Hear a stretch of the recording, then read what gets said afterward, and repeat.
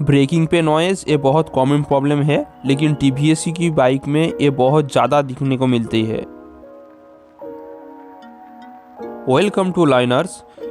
Customer को concern था कि जब ब्रेक प्रेस कर रही थी तो इसमें बहुत ज़्यादा नॉइज़ क्रिएट हो रही थी।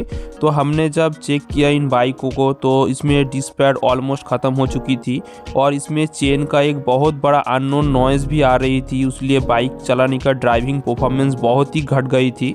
और रियर व्हील पे जो डैम्पर रबर रहती है वो इसमें ख़राब हो गई थी, इसलिए इसमें झटका भी महसूस हो रहा था। इन बाइक को अच्छे से इंस्पेक्ट करने के बाद हम डिसीजन लिया कि इनको डिस्प्लेट को रिप्लेस करने वाले हैं, क्योंकि इसको डिस्प्लेट में बहुत ज़्यादा अननोन स्क्रैचेस आ गई थी। तो हम पैड हम जितने बार चेंज करेंगे वो बहुत जल्दी डैमेज हो जाती है। और इनका साथ साथ जो चेन स्पॉकेट सेट है वो भी हम पूरा रिप्लेस करने वाले हैं। और चेन स्पॉकेट को लाइव थोड़ा इन्हांस करने के लिए जो इसमें डैम्पर रबर रहती है वो भी हम इसमें चेंज करेंगे। बाइक तो किसी के लिए बहुत करीबी दोस्त और किसी के लिए तो ये ओनली फॉर मशीन, और किसी के लिए इम्प्रेशन तो किसी के लिए माल ले जाने के वाहक। और इनको अच्छे से मेंटेन रखना ये आपकी जिम्मेदारी होती है। बाइक में जब भी कोई प्रॉब्लम क्रिएट होती है तो इंस्टेंटली उसको फिक्स कर लेना चाहिए, नहीं तो बाद में जाके बहुत ही बड़ा प्रॉब्लम क्रिएट कर सकती है।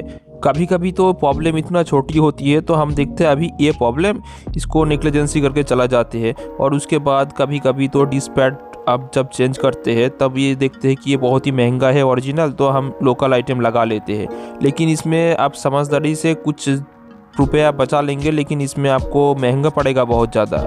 और धीरे धीरे बाइक से सेटिस्फेक्शन जब मिलना बंद हो जाती है तो आप मैन्युफैक्चरर को दोषी ठहरा देती है।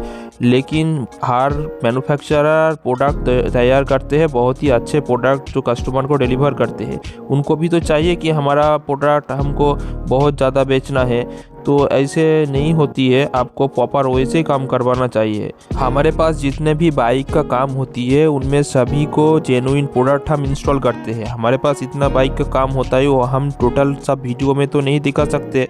यूट्यूब पे ऐसे बहुत सारी वीडियो दिखने को मिलती है। जैसे आपको एक एग्जांपल के लिए बता रहे हैं कि RR 310 में दिखा रहा है कि रियर जो डिस्क पैड रहती है वो मैन्युफैक्चरर से बहुत ही कॉस्टली आती है।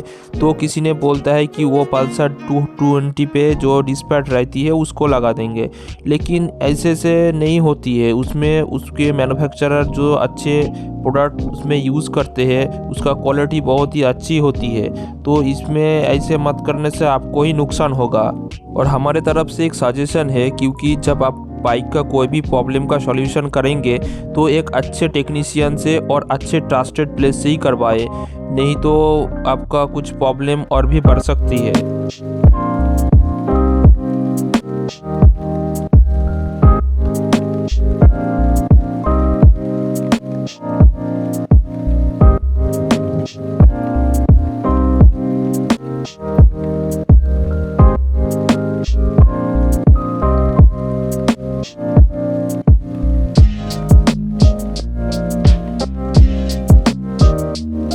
हमारा चेन स्पॉकेट सेट इंस्टॉल करना ऑलमोस्ट हो चुकी है। हमने डिस्प्लेट को रिप्लेस करेंगे और डिस्प्लेट का जो बोल्ट रहती है ना उसमें हम मीडियम स्ट्रेंथ का थ्रेड लॉकर यूज़ करने वाले हैं, क्योंकि बाइक का जब वाइब्रेशन क्रिएट होती है इतने ज़्यादा ब्रेकिंग पे ये बोल्ट कभी ओपन ना हो जाए, इसलिए मीडियम स्ट्रेंथ का थ्रेड लॉकर हम यूज़ करेंगे इसमें।